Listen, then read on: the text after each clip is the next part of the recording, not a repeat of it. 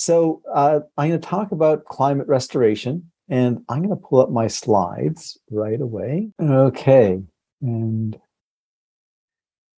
so in a nutshell, this is about climate restoration for humanity flourishing. And the thing to keep in mind is nature is vital to humanity, whereas humanity is not vital to nature. And that's going to be one of the themes here. The topic of climate restoration is about for all of humanity. And you'll discover as I go along here that climate restoration, it's a new concept. It really, we originated it just about the time of the Paris Climate Accords in 2015. So about 7 years ago. And what's happening here? That's weird.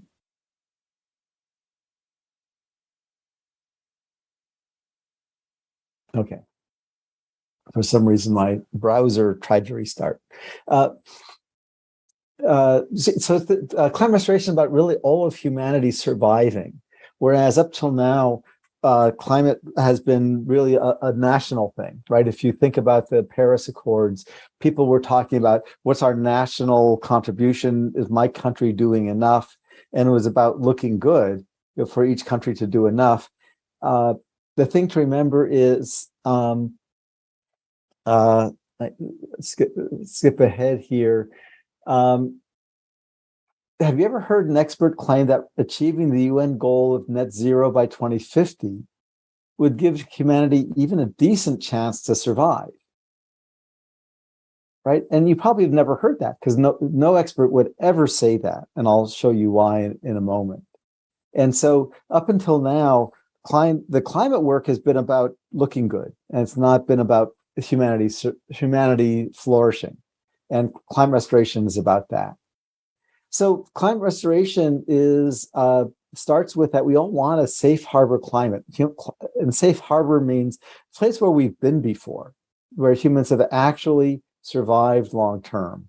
And that means CO2 at roughly 280 parts per million. Second is that we all want to restore a sustainable population because we want to sustain humanity. It's just a natural part of being human, that we want our species to continue. It's so obvious that it's weird that I have to say it explicitly. And then the exciting part of climate restoration is that we have the technology and finance to achieve both goals. And that's shocking. You've probably never heard before that we know exactly how to restore the climate and how to restore the population to levels that will sustain humanity for many, many, many, many thousands and even millions of years. The first humanoid was just 3 million years ago. And what's needed is you. So, as I said, people often are surprised when they think and realize that they've never heard anyone say that our current goals would have us survive, but they wouldn't. As simple as that. The good news is nature has removed the amount of CO2 we need to remove 10 times in the last million years. And so we know how to do that, and we can do it. And then knowing how to do it, we realize that the cost is almost nothing, about $2 billion per year. And that's less than 1% of what we're spending very wisely to transition to clean energy. And so we're going to do both. This is not an either or. Occasionally people are worried that climate restoration is in opposition to the energy transition. And it's harmonious. The bottom line is committing to climate restoration, sharing about it is the critical action. The developing the new technology is going to happen, but it's not critical because we have what we need already. The commitment I'm hoping to leave you with. So this is a reality check. Most of you have probably seen this similar chart many times. This is CO2 over the last 800,000, call it a million years. And you can see the line in the middle that for a million years at least, CO2 never exceeded 300 parts per million. and which means at the highest level that we know humans can survive is 300 parts per million of CO2. And we crossed that line in 1920, 100 years ago. And this chart is a bit old, so we're now up here. The thing to notice is that nature has removed, we need to remove this much CO2 from here to here. That's about 1 trillion tons, or 130 parts per million. And that's the amount of CO2 that nature has removed here, here, here, here, 10 times in the last million years. And we now know how nature did it, and we can do the same thing. It turns out to be very inexpensive, and I'll talk a little bit more about that.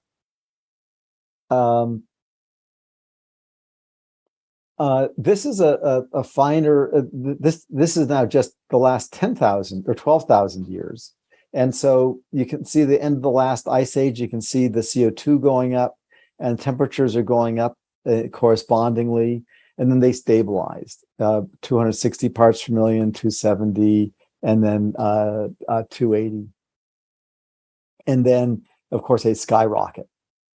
Now I don't have it on this graph, but if you look at the global population, the population is just about the same. That goes up very slowly as we evolve from the Stone Age to the Bronze Age to the Iron Age, and now we go to the Industrial Age, and the population skyrockets exactly in synchrony with the climate. Now, of course, it's the other way around. The climate, as the number of people went up, it's 10 times now what the population was during the stable period. Our emissions are about 10 times higher, and so it makes perfect sense.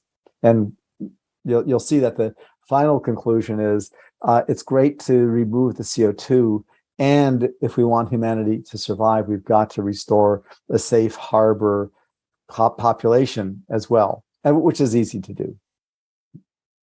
Well, I hate to say that, but we know how to do it, and it turned out not to be easy. So how do we do it? The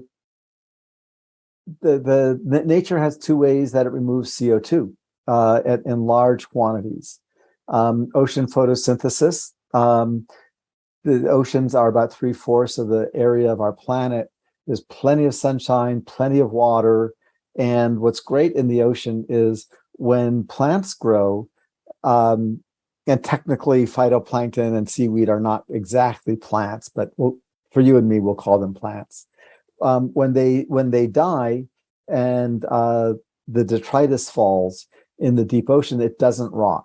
On land, when plants grow, when they die, they rot or burn, and the CO2 goes back into the air. I think all of us are familiar with the fact that when that trees will with photosynthesis sequester CO2, and as I said, that goes back into the air. In the ocean, when you do it, the carbon stays in the deep ocean as we call it biocarbon, which is basically dissolved. And then at the end of the ice age, that the currents change, and there's oxygen available, and it will rot, and the CO2 comes back out again and warms the planet again. The second major way that nature removes CO2 is limestone, and limestone consists of holds 99% of all the carbon on our planet, and we know how to replicate that pathway as well. What's great is with the ocean photosynthesis, the replication has a productive output of fish and seaweed, which means that when the algae, the phytoplankton, is food for fish, and people will pay money for fish easily enough to pay for what it takes to replicate the natural photosynthesis before ice ages. And with limestone, it produces it's used in concrete, and that's a $1 trillion business. So there's plenty of revenue, again, to self-finance climate restoration.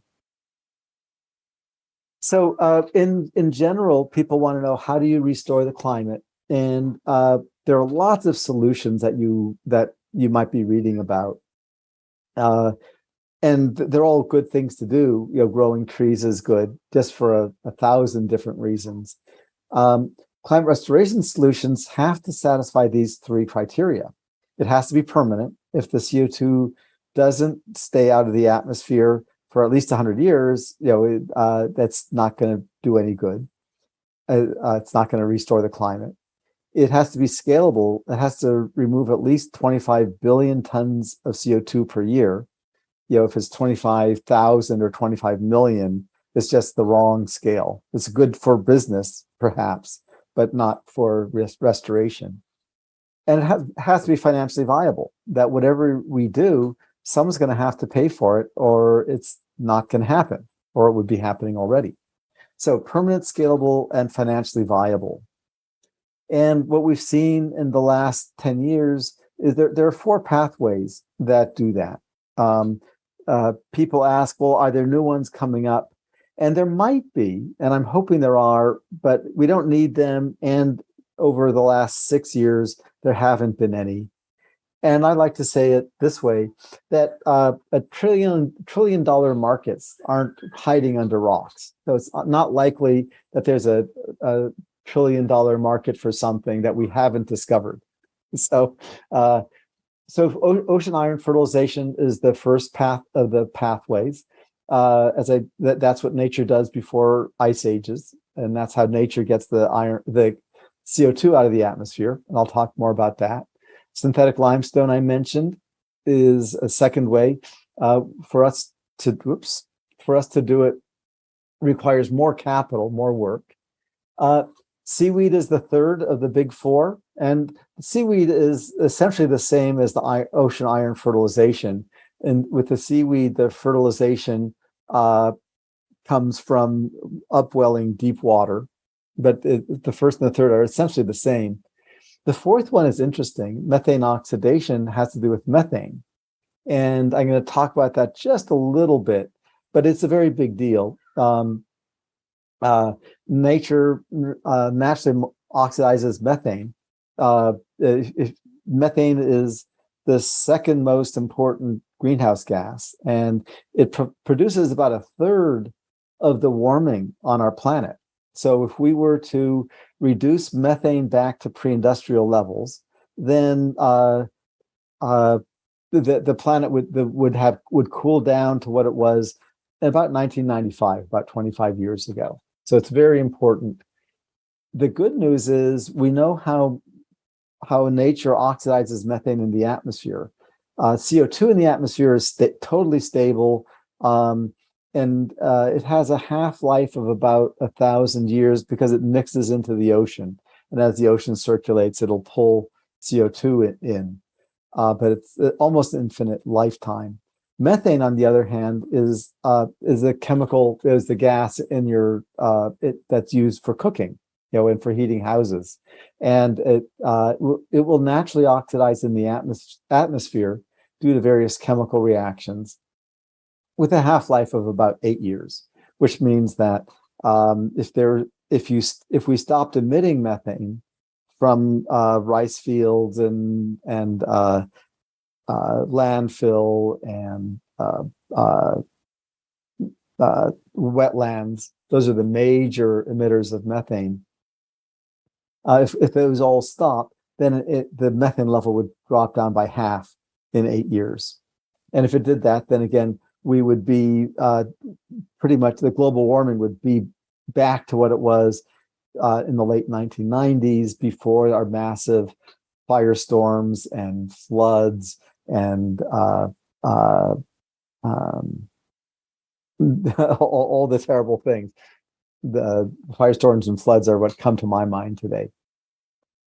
What's nice about methane oxidation is we know how nature does it, and we can actually double the rate at which nature, and even triple the rate at which nature oxidizes methane. And when we do that, not only will it cool the planet, but it also means that if the methane burst, and you may not have heard of the term methane burst from the permafrost, but the permafrost is melting in the north. And last time this happened on our planet, about 25 million years, I've forgotten now, 25 or 50 million years ago, there was a methane burst, and the sudden heating of the planet, because methane is such a potent greenhouse gas, that sudden heating extinguished about a third of the species. And so we don't want to do that. And by increasing methane oxidation using nature's methods, we can actually prevent that rapid heating and keep our species alive, which is very important. It seems like an understatement, but it isn't discussed much, so it's important to repeat that really our goal is to keep society and our species alive, and doing that requires keeping the ecosystems alive, restoring the ecosystems. Okay, so I'm going to dive in a little bit. So the ocean fertilization is the fastest way and the most inexpensive way to restore the CO2 level. And at doing that also restores the ocean. So it's often called ocean restoration. And think of it this way. When I think of the ocean, I often think about the beaches at Hawaii or in the Caribbean. They're blue. They're beautiful blue. And I love blue. The trouble is that it's not green. That, when the ocean is green, that's when you have photosynthesis happening and producing oxygen and pulling CO2 from the air. And as I mentioned, that when photosynthesis happens in the ocean, you have semi-permanent, you have at least 1,000-year, sometimes 50,000 or 100,000-year sequestration of that carbon dissolved in the ocean water, and not at CO2. So the CO2 is also dissolved, but far more important is the rotting pieces of fish and seaweed and phytoplankton that get suspended in the deep ocean. So the question then becomes, how do you turn blue ocean green? And in most of the blue ocean, the missing nutrient is iron, and incredibly small amounts of iron. The reason that this is an issue is that if you think about it, iron is not very soluble in water. Right? If you think of nails or staples, they always fall down. If you have, that people talk about iron filings, they fall. Sometimes people say doing this uses iron filings, and that's just nonsense. Please never ever say that. The way nature applies the iron is through dust storms and through volcanoes. And so it's iron dust, or iron ore dust, you can think of it. And the amount needed is phenomenally low. Nature has figured out how to make really good use of the iron. It comes out, what's needed to go from blue ocean to green in a typical area is about 1/100 of a teaspoon per square meter or per square yard. It's about a 10,000th of the amount of fertilizer that goes on a typical cornfield, or 100,000. And so it has, it's very inexpensive, and it's usually done by ships. And this is just a photo of the salmon catch. Why did this do that to me?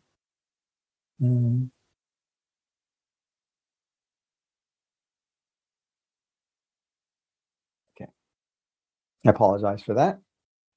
So the picture here is the salmon catch following the application, the test that was done 10 years ago in the Gulf of Alaska. And they wanted to restore the salmon.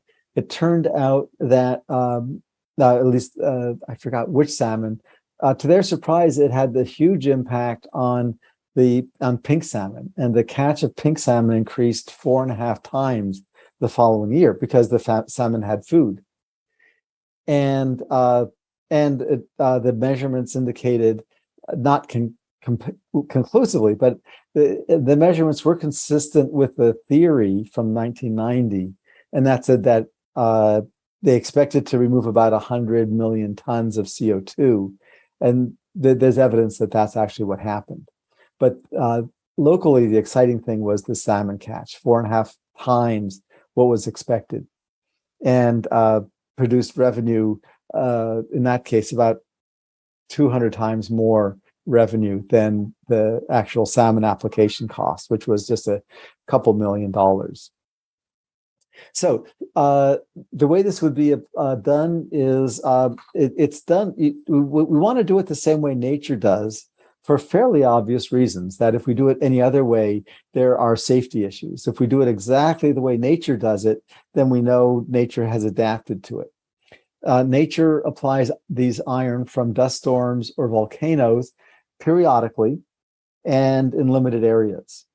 So this test in Alaska 10 years ago was done in an eddy, which is how it will probably always be done. So the water circulates and doesn't distribute the iron in a large area. And it's about 100 miles in diameter. And the increased concentration of iron lasts for about 6 months, and then it dissipates out into the ocean. The amount of iron when it's been fertilized is still 1/10,000th the concentration of iron in coastal areas. So you have to realize this is not a major application. This is very different than the dead areas that happen, say, in the Gulf of Mexico from the Mississippi River effluent, where there's lots of nutrients. In the deep ocean, it's about 1/millionth as much nutrients as at the mouth of a river, mouth of the Mississippi. So all the issues people worry about regarding bad plankton blooms, that's not applicable here because the concentration is very low.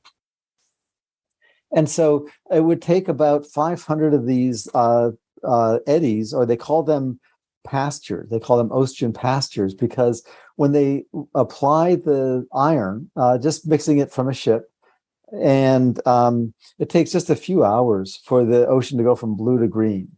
The plankton, the phytoplankton respond rapidly. And it takes about a week for the fish to come in because somehow the plankton produce certain kinds of sounds the fish can hear, and they will come and essentially dine on a breakfast buffet and start fattening up. When the fish come, the seabirds come and the whales come. Usually about a month. That 10 years ago was about 3 or 4 weeks later. Very exciting. And if you wonder about it, does it work? This is data from the 1991 volcanic eruption in Mount Pinatubo. And the eruption, here's 1991. And you can see here, this is CO2 increasing. This is what's called the Keeling curve. Many of you have seen this. This is from 1980 to 2030. And you can see there was a steady rise from 1985 or 1982 to 1990. Just a steady rise of CO2 due to the coal burning primarily, and some petroleum, and then natural gas. Then after the volcano, it stabilized because the dust from the volcano fertilized ocean in that area. And the phytoplankton grew and pulled CO2 from the air, sequestering the CO2 in the deep ocean. And then it stabilized. And you can see that the CO2 level stabilized, that CO2 that was removed, it's about 25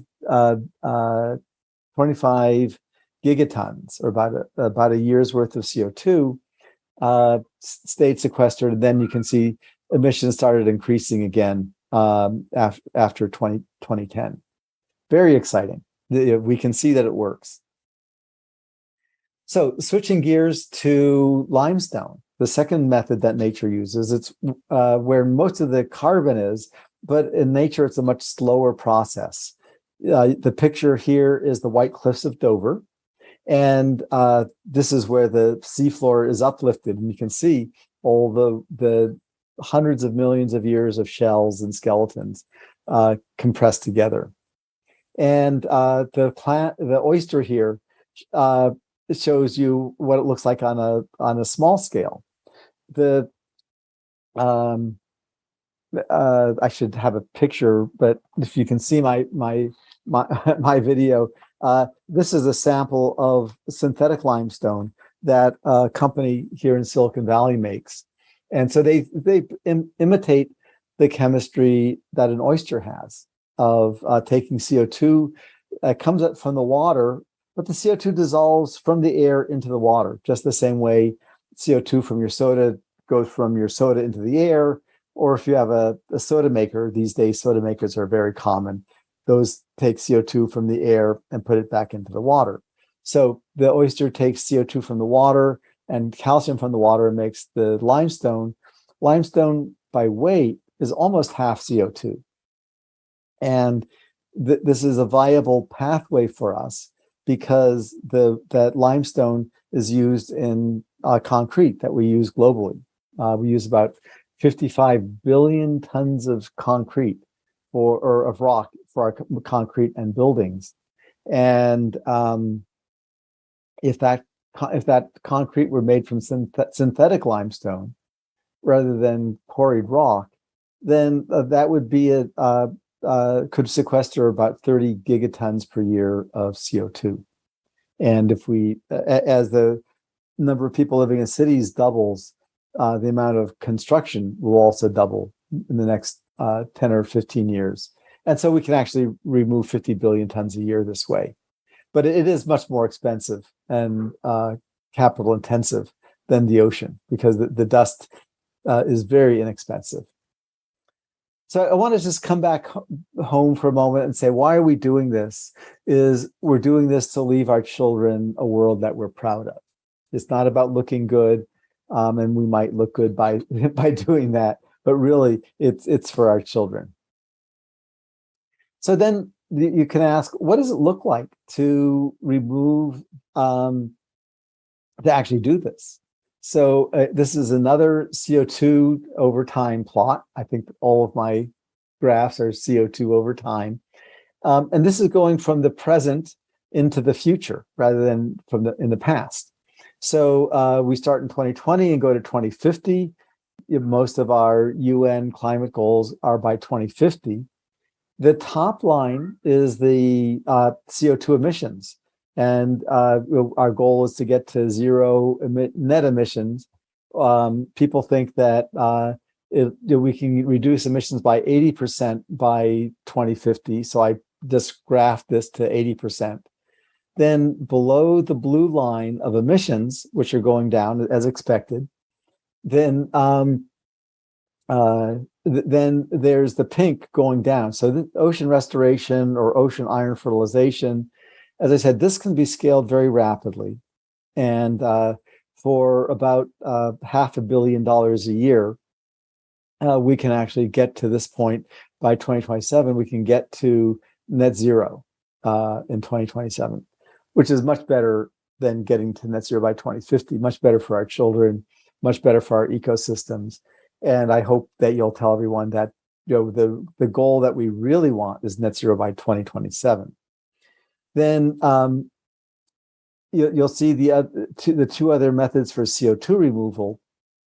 If you're doing a large project, a really important project, you always have plan A, plan B, and plan C. Because if for some unexpected reason plan A doesn't work, you want plan B. And once you're there, then you want plan C just in case. So the iron fertilization, as I said, costs about $500 million a year and becomes self-financing after a few years based on revenue from revenue sharing with the fisheries. The synthetic limestone grows more slowly just because it's more capital intensive to make the factories that do it. And in the seaweed, but you get to about 60 gigatons removal per year by in the late 2030s. And what's nice is once you get that kind of removal, and this is all can all be done without any government subsidies whatsoever. So depending on who's in office, our children are safe. Obviously, I hope for a democratic future, but there's no guarantee. But we, as individuals, can guarantee that our children will have a sustainable climate, no matter who's in public office.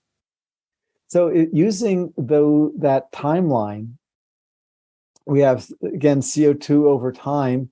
And here we're going over historic time. So 1850 is roughly pre-industrial. It should be 1750, but I wanted to expand it out.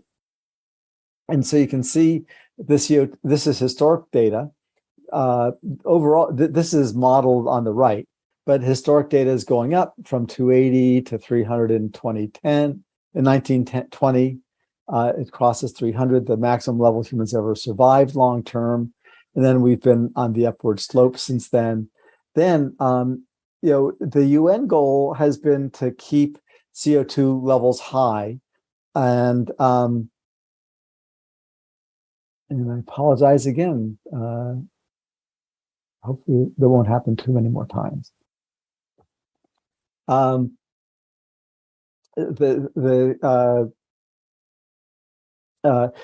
if we do climate restoration, though, we come down and we get to 300 by 2050.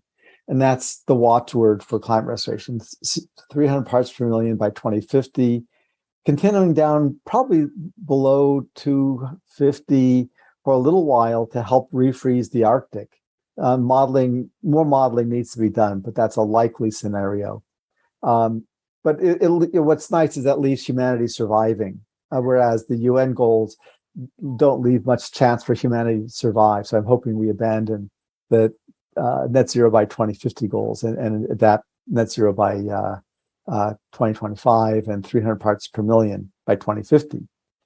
Now, when it comes to temperature, we want a safe harbor. We want temperatures that we know humans have survived long term. So this is temperatures compared to pre-industrial. So 0 is pre-industrial. And you can see the temperatures have gone up and down due to volcanoes and stuff like that. This notch here is the Mount Pinatubo volcano. It knocked a lot of dust into the atmosphere, and that cooled the planet by a half a degree Celsius, and almost by that much. You can measure it as half a degree or a whole degree, depending on how you look at it. But anyway, if you do the climate modeling based on restoring CO2 levels, what you get is the gradual cooling, and we get back to zero warming in 2100. And that's what we want. That gives us our children a planet that they can totally live on, because that's what our humanity and civilization evolved for.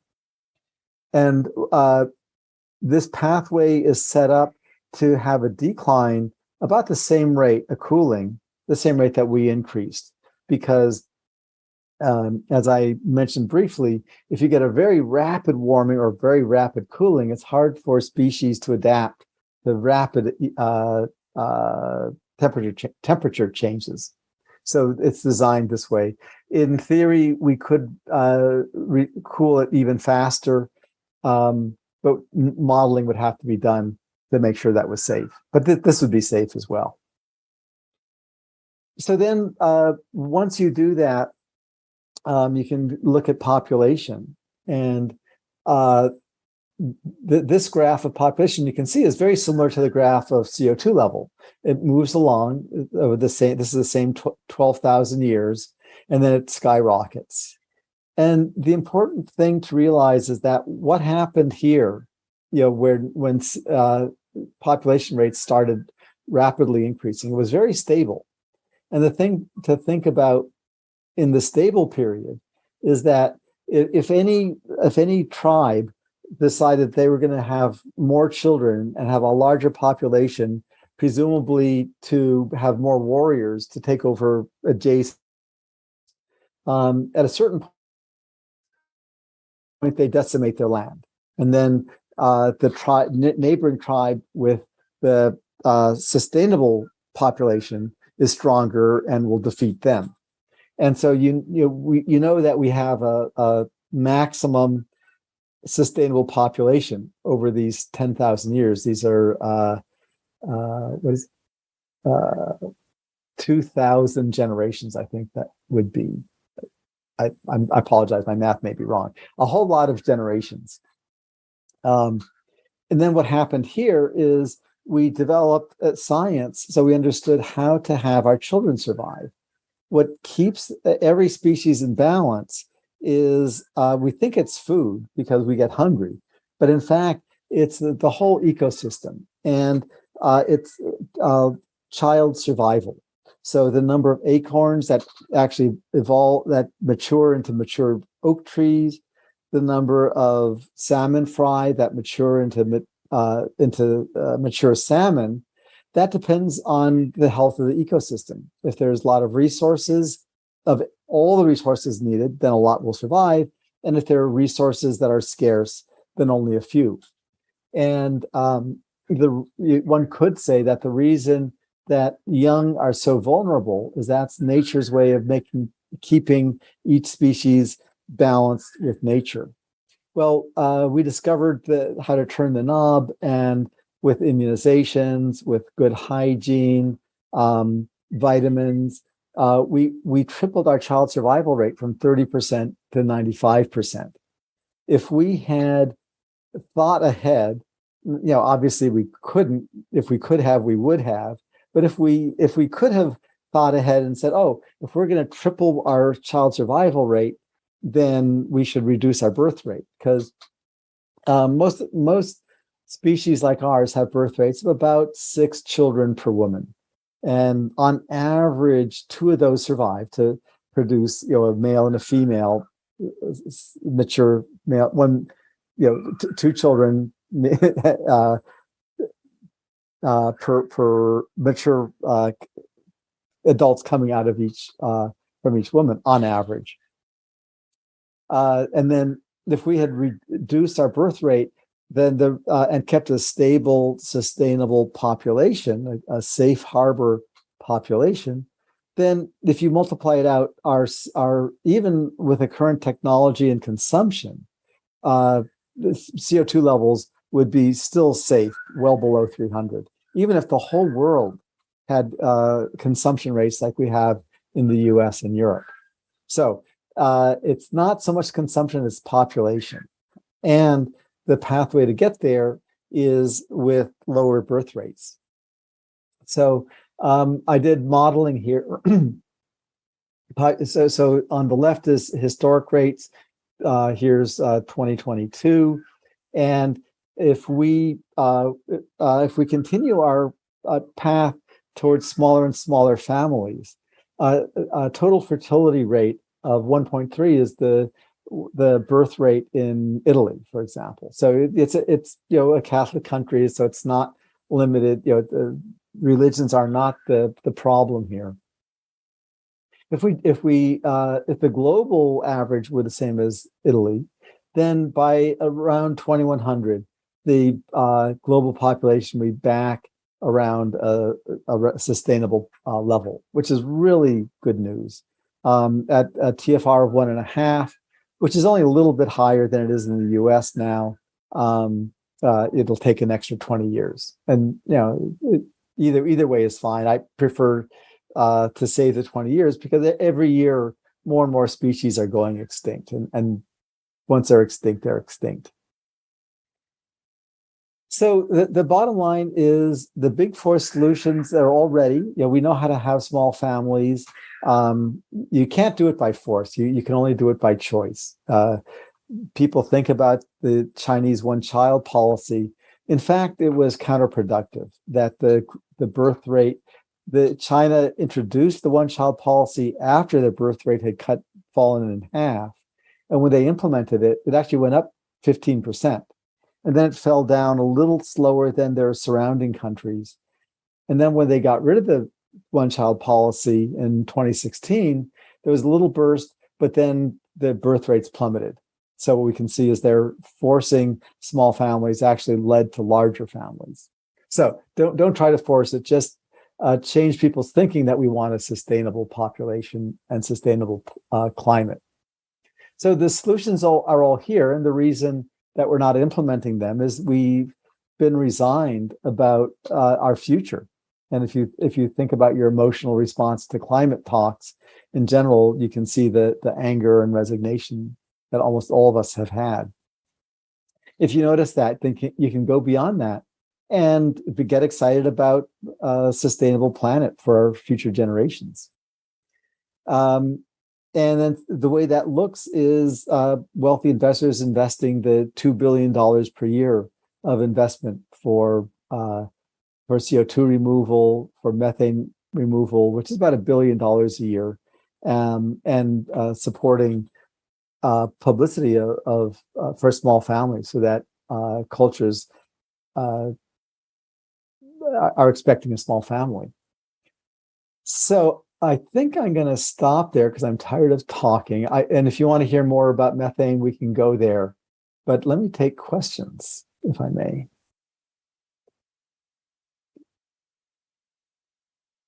So if you have questions, let's see what's in the chat. Oh, we talk about your book. Yeah. So so this is my book of Climate Restoration, the only future that will sustain the human race. And it's available on all the standard bookstores. The ebook is available. The audio book will be available at the end of November. We just finished recording it, and we're now editing it. And it covers the contrast between the Paris goals, which are not survivable. Like, no one ever said they were survivable. They were just less worse than the other alternatives.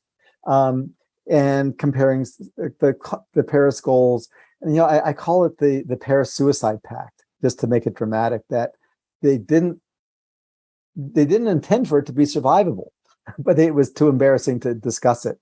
But it really is a suicide pact.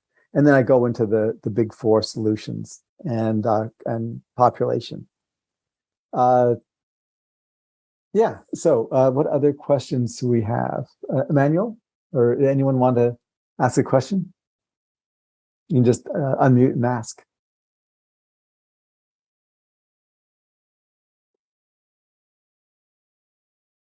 Anyone?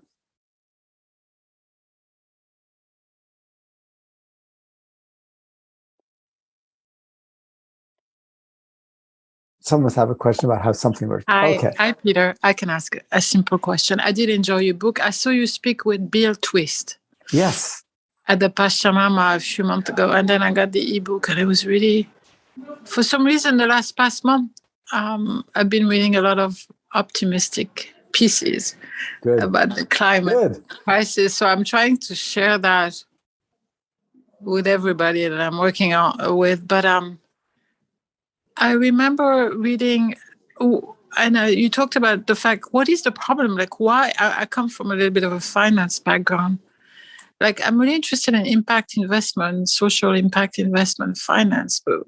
So why is it taking so long for the financial world to really get on board and accelerate the process? Because it seems obvious that it's a really great opportunity for them. And why are they so reluctant? Oh, that's a great question. What I'm finding is, you can think this through with me. The investors, we say that investors want to make money, but mostly investors want to look good. That is, you buy a fancy house and a fancy car and a fancy boat and a fancy vacation, and you post it on Facebook, or you get reported in People magazine. Fundamentally, we're human. We're a social species, and we want to look good. And so we haven't yet made it look good to have humanity flourish, right? But that won't be hard to do. It's just it's an obvious thing, and we just need to promote that value of humanity flourishing, and that will encourage the investors to invest in it. it's been a hard lesson for me because it seemed so obvious to put money into these projects.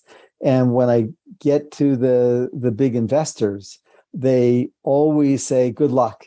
I'm going to keep doing what I'm doing and good luck to you. It's exactly what they say over and over, semi-billionaires and billionaires together. Because in their world, it doesn't yet look good to restore the climate, to save humanity. And because no one's discussed it. So we can fix it. Keep reading your optimistic stuff. That is exactly the place to go. Of course, I understand it, but also, if I may add, is like, if we are about to, or we're on the boat of our new ecological civilization, and that's our mission, our generation, to make that happen. Yeah. I just don't understand. I mean, that looks good enough.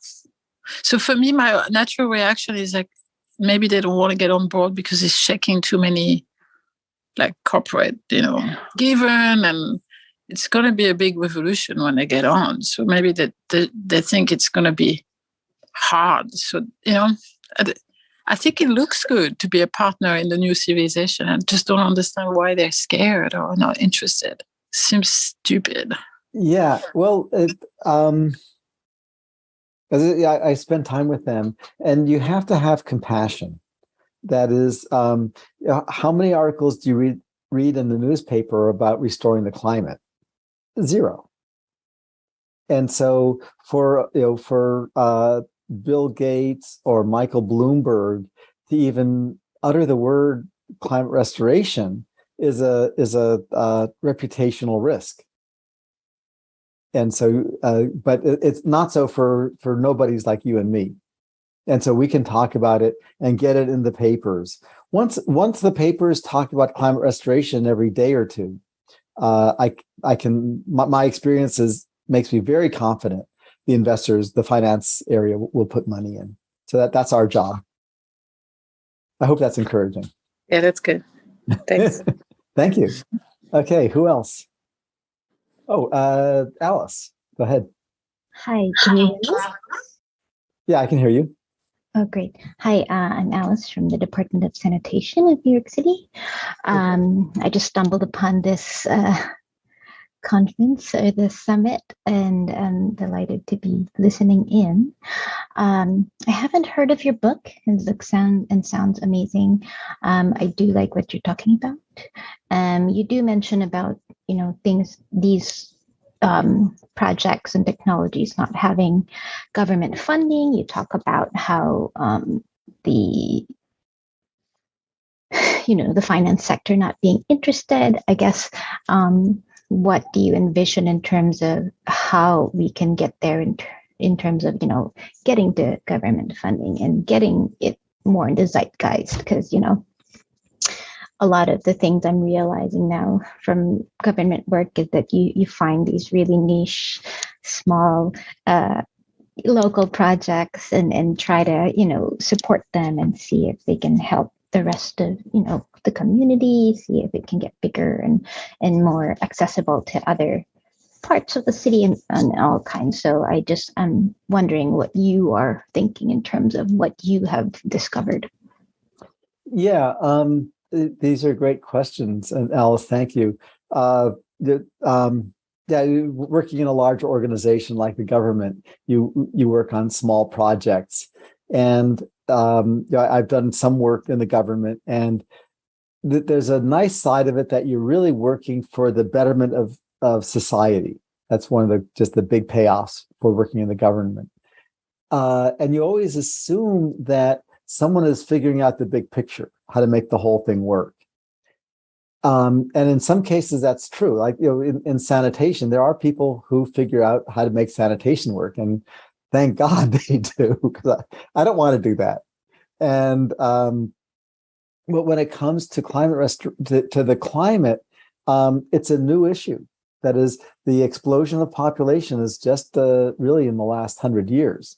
And so it's a whole new field, and new fields are hard to get started, but the field is getting started now. And so to answer your question, what can we do?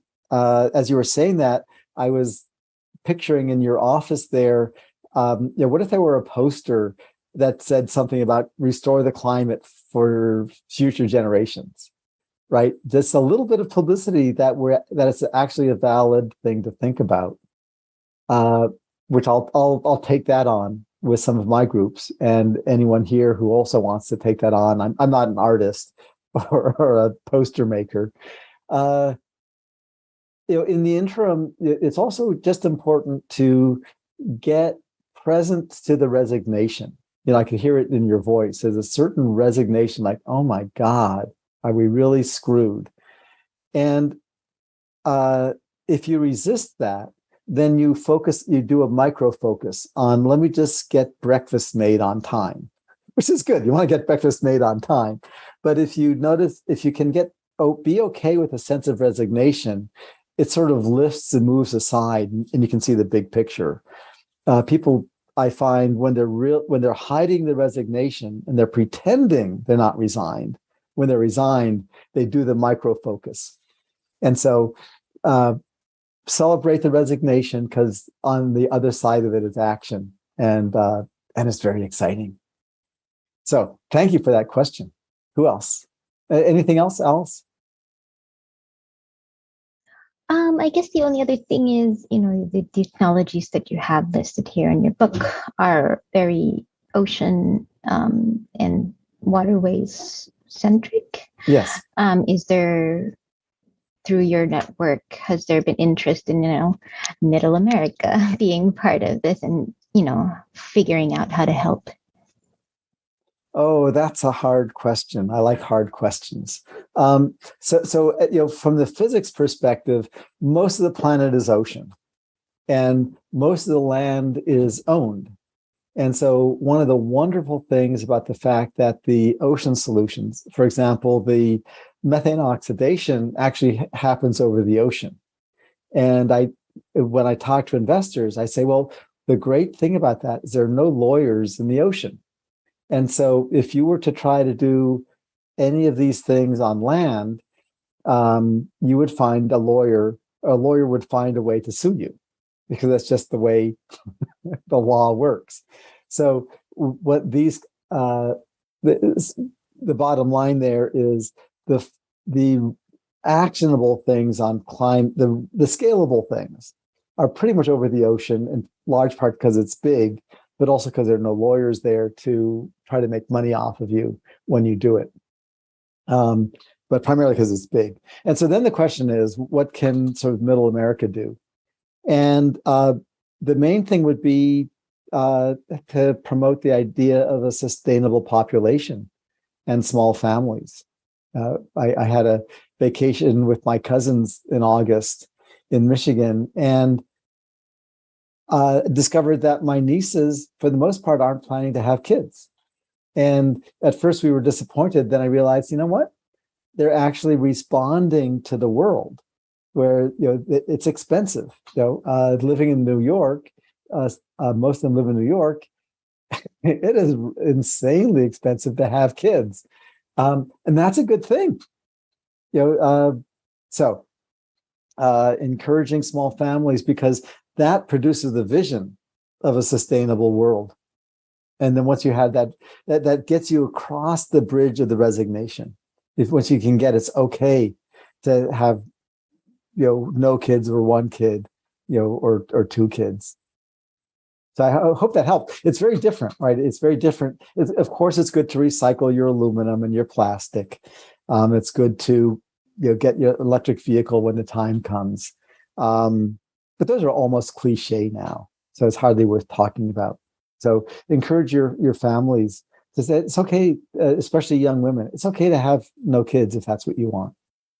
It's a new message. People, I'm told, I've never been a woman, but I'm told that women who don't have children are often shamed for that, and so we can turn that around. Yeah, for sure. I mean, I was born and raised Catholic and lived in Ohio for 6 years, so I understand what that is background is. But thank you. And I guess if you could just send in your contact information in case we have follow-up. Oh, absolutely. Yeah. Thank you. You're welcome. Thanks.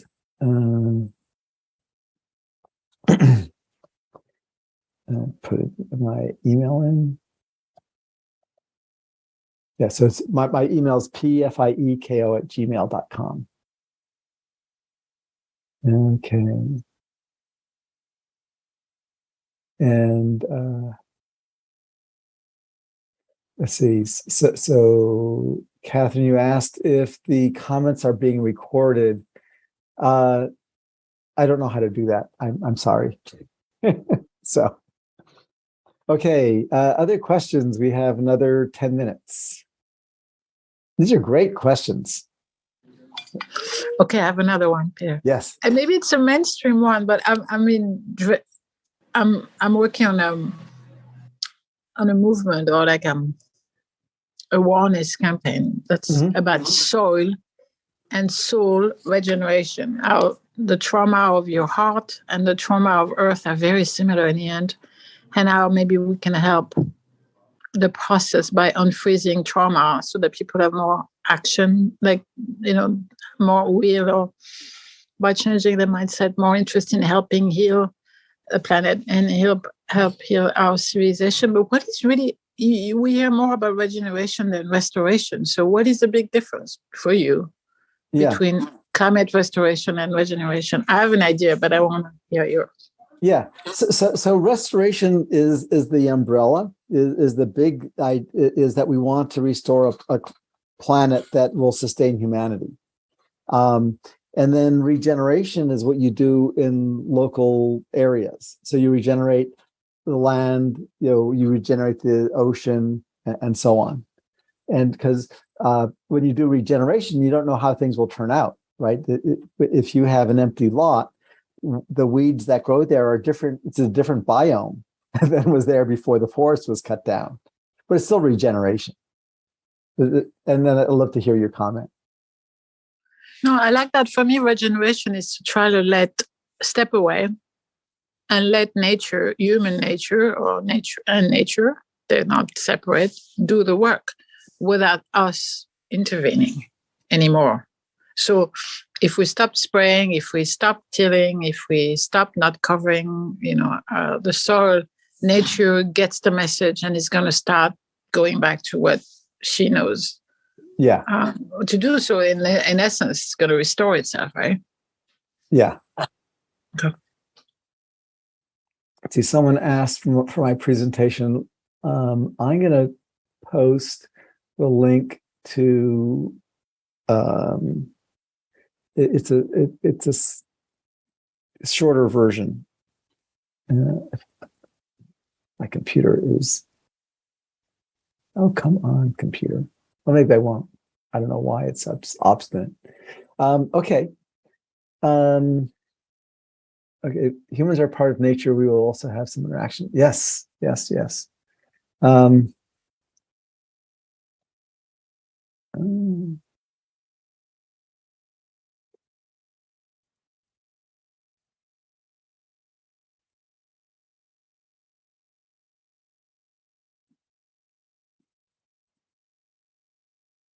Oh, I think my computer is misbehaving.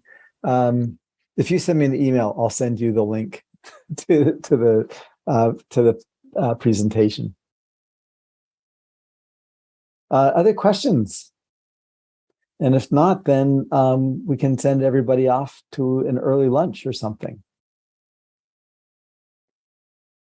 Okay. Well, let's see. Oh, questions on the text here.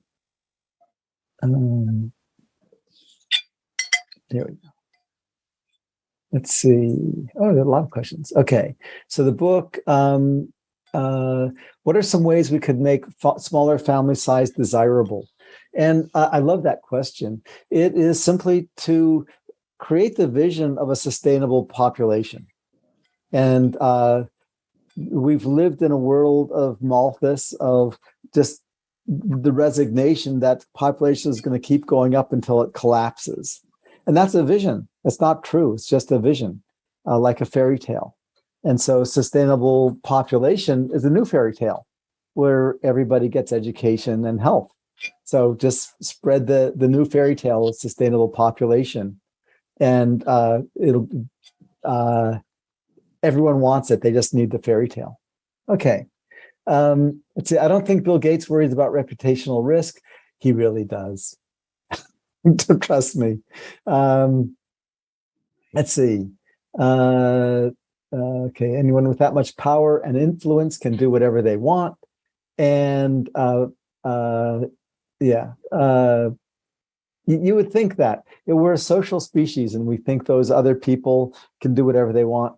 They have the same constraints we do. I spend time with the very rich and the very poor, and here and in Africa, and we're all very much the same, is what I found.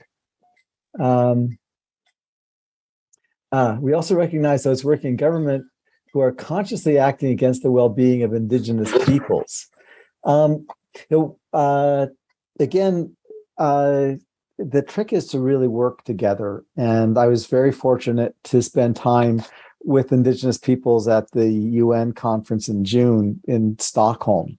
And they invited me to their pre-COP conference in 2 weeks in Egypt.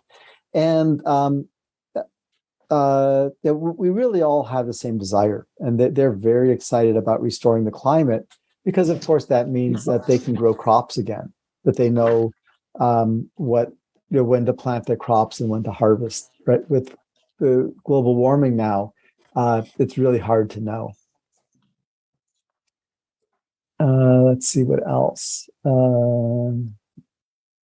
Humans as part of nature. We also have some interaction with her. Yeah, it's always a challenge when talking about sustaining humanity. That, of course, that includes nature. What, are you crazy? You think we can sustain without nature? I haven't found a way to say that all in one short sentence, and so I leave people a little bit. It's like a haircut that you got like when you were younger and you got your hair cut really short. And So let's see, what else? Poverty has a lot to do with large families. Yes. When you read the book and in my chapter on population, what's really fascinating is that when you do the economic analysis, that they've discovered that the first the two are correlated, that having enough economics, what's the word you want? Enough economic wealth, having that correlates with small families. Absolutely true. But what's critical is the small family, because when you have the small family, then you have the resources to make sure that the one or two children, or no child, the one or two children are well fed and well educated, and now you have very capable adults leading society. And in country after country, when they encouraged their especially women to have small families, that's when you get the really rapid economic growth. The Asian tigers, if you look at it, all of those countries encouraged small families, and the result was rapid economic growth.